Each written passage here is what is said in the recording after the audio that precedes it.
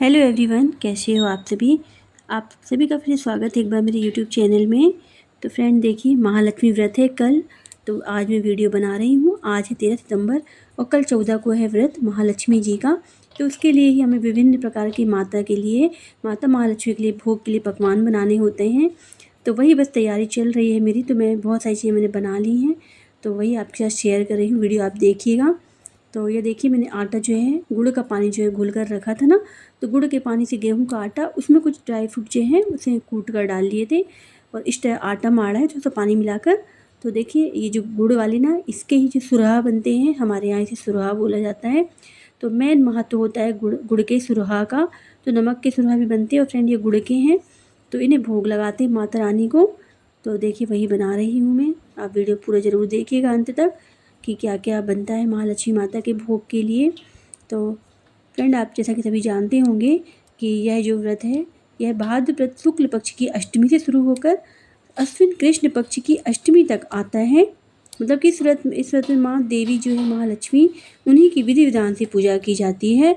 और जिससे कि ऐसा कहा जाता है कि माता महालक्ष्मी की पूजा करने से आर्थिक समस्याएं दूर होती हैं, घर में सुख समृद्धि आती है। ऐसी माता का आशीर्वाद मिलता है इस व्रत को करने से। तो सभी महिलाएं इस व्रत को करती हैं। साथ ही इस व्रत को करने से माँ देवी महालक्ष्मी प्रसन्न होती हैं और हमें धन धान्य और सुख समृद्धि हमारे घर में आती है। इनका व्रत करने से कष्टों से मुक्ति मिलती है। तो इस व्रत को ज़रूर करना चाहिए। यह बहुत ही अच्छा व्रत है और साल में एक बार ही आता है।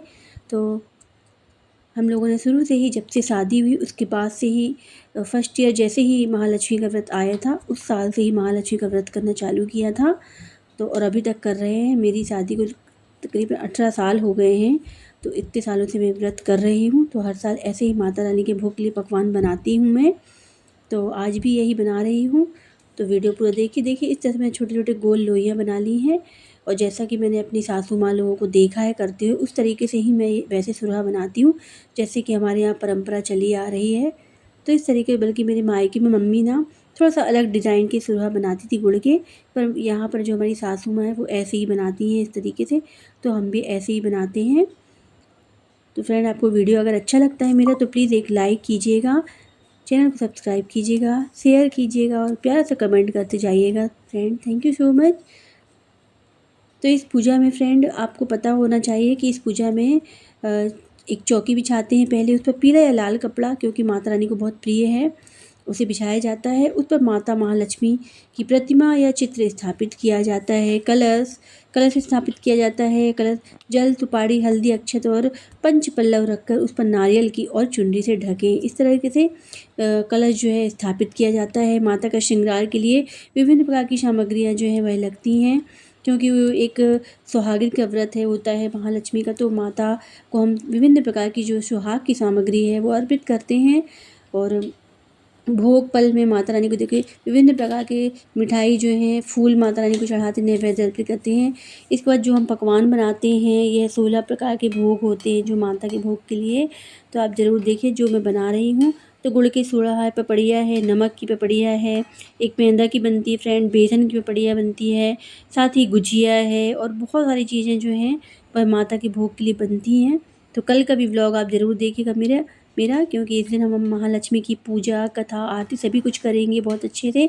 तो आप हमारा वो वाला व्लॉग भी ज़रूर देखिएगा। उसे हम कोशिश करेंगे कि जल्दी जल्दी डाल दें, शेयर करें आप सभी के साथ। तो फ्रेंड, और इस व्रत में फ्रेंड ऐसा भी होता है कि व्रत में समापन, जब कच्चा सूत होता है, मौली धागा, उस पर 16 गांठें लगानी पड़ती महालक्ष्मी के चरणों में, उसे अर्पित करते हैं हम। जैसे वो मौली धागा होता है, उस पर ही 16 गांठ लगाकर, जैसे कि अनंत चतुर्दशी आती है, गणपति विसर्जन की जो दिन होता है अनंत चतुर्दशी का, उस पर भी हम 14 गांठ लगी होती है। उस धागे पर चतुर्दशी होती है। तो 14 धाग का जो धागा है वो मार्केट में मिलता है। तो उसे भी भगवान गणपति जी के चरणों में अर्पित करके पूजा के बाद उसे भी हमारे यहाँ उसे पहनते हैं सभी लोग, और साल भर हम लोग पहन कर ही रखते हैं वो धागे को। तो जो महालक्ष्मी है, इसमें 16 गांठों का उसी प्रकार से धागा बनाया जाता है। तो यह धागा हम लोग खुद बनाते हैं, सिंपल मौली धागे में 16 गांठें लगाकर। तो इसे फिर हम अपने साड़ी के जो छोर हमारा पल्ला होता है, उस पर हम अपने बांधते हैं उसे। तो तो सारे व्रत वैसे तो माता महालक्ष्मी और बच्चों संतान के लिए ही हर व्रत होता है। अधिकतर जो व्रत किए जाते चौमासे 4 महीनों के जो व्रत होते हैं वह अपनी संतान के लिए ही हो जाती है। यह भी एक प्रकार से धन वैभव संपदा सुख समृद्धि संतान की रक्षा के लिए ही सारे व्रत होते हैं। तो आपके यहाँ होता है कि नहीं फ्रेंड, मुझे कमेंट में ज़रूर बताइएगा। और ये देखिए इस तरीके से सुरहा जो है एकदम मध्यम आंच पर मैंने सेके हैं, क्योंकि थोड़े से मोटे होते हैं ये फ्रेंड, इन्हें ज़्यादा तेज़ आंच पर नहीं सेका जाता है। तो बहुत ही आसान तरीके से बन जाते हैं। आपने देखा ना गुड़ का पानी जो मैंने घोल कर रखा था तो छान भी लिया था, और सिंपल गेहूँ के आटे में थोड़े से चिरौंजी वगैरह ड्राई फ्रूट डालकर और आटे को गूँथ लिया था। आपको थोड़ा सी पानी की ज़रूरत पड़े तो आप पानी भी डाल लीजिए इसमें, और गूँथ कर आटा सिंपली लोइयाँ बनाकर ना इस तरीके से इन्हें पर सेकना, इन्हें बहुत मध्यम आँच में रहता है तभी ये अंदर तक और बहुत ही खुसखुसे और टेस्टी बनते हैं।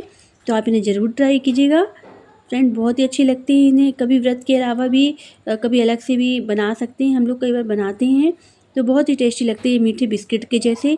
और गेहूं है तो ये इसमें मैदा बिल्कुल नहीं होता है, गेहूं के आटे का ही है, तो ये कोई हेल्थ के लिए भी कोई खराब मतलब इसका कोई नुकसान नहीं है, मैदे का नहीं है। तो आप इसे ज़रूर ट्राई कीजिएगा, बहुत ही सिंपल है इसे बनाना। तो बस इसकी जो फ्लेम है गैस की बहुत ही लो रखी है मैंने, ताकि बहुत अच्छे सीख जाएँ ये। और जब अच्छे से सीखते हैं ना फ्रेंड तो बहुत अच्छे लगते हैं खाने में यहाँ। तो फ्रेंड इस व्रत में माता महालक्ष्मी की पूरे व्रत विधि विधान से किया जाता है। साथ ही जो है माता महालक्ष्मी की कथा ज़रूर कही जाती है। इसमें आपने सुनी होगी ऐरावत स्वर्ग से जो ऐरावत हाथी है आता है माता कुंती के लिए। तो बहुत ही प्यारी कहानी है माता महालक्ष्मी की। मैं आप सभी के साथ कोशिश करूँगी कि कल के व्रत में उस कहानी को शेयर करूँ आप सभी के साथ। तो बहुत ही अच्छी कहानी है ऐरावत हाथी की और उसके पूजन की, कैसे माता कुंती जो है स्वर्ग से ऐरावत हाथी आता है और उनकी पूजा करती हैं। तो बहुत ही अच्छी कहानी है। घुंघरू बांधे हुए हाथी आता है, ऐसे छन छन की आवाज़, इस कहानी को मतलब सुनकर जो है मन ऐसा प्रसन्न हो जाता है, बहुत अच्छा लगता है मुझे तो देखिए इस तरीके से मेरी पपड़ियाँ भी मैंने बेल ली हैं गुड़ की ही, जिसके सुरहा बनाए थे। साथ ही उसी आटे की थोड़ी सी मतलब वैरायटी बढ़ाने के लिए मैंने थोड़ी सी पपड़ी जो है इस तरीके से बना ली है उसकी छोटी छोटी। तो 16 पकवान माता के भोग के लिए बनाया जाता है। तो इस तरीके से 16 पकवान माता का श्रृंगार और भी चीज़ें बनाई हैं। मैं और भी वीडियो शेयर करूँगी, क्योंकि एक ही वीडियो में बहुत सारा मैं नहीं कर सकती शेयर, बहुत लंबा वीडियो हो जाता है। तो मैंने एक और नेक्स्ट वीडियो डालूँगी कि और भी मैंने क्या क्या बनाया। देखिए पपड़िया जो है वो भी सीख गई है, सुरहा भी बन के तैयार हो गए थे। और मैं इन्हें ठंडा होने के बाद इन्हें पॉलीथीन या और डिब्बे में पैक करके भी रखूँगी, नहीं तो ये सामान जल्दी से सीज जाता है। तो इन्हें ठंडा होने के बाद इसे पैक करूँगी मैं। तो मेरा नेक्स्ट वीडियो भी उसमें मैंने गुजिया वगैरह और भी सामग्री बनाई थी प्रसाद के लिए माता के, तो मेरा दूसरा वीडियो भी आप ज़रूर देखिएगा फ्रेंड। तो मेरा नाम है फ्रेंड स्नेहा, जैसा कि आप सभी जानते होंगे, और मेरे चैनल का नाम है स्नेहा ब्लॉग एंड रसोई। जैसा कि आप सभी मुझसे जुड़े हैं तो please stay connected everyone and thank you so much for support. आगे भी अपना प्यार और सपोर्ट बनाए रखिएगा। Thank you so much everyone, take care, thanks a lot, bye bye.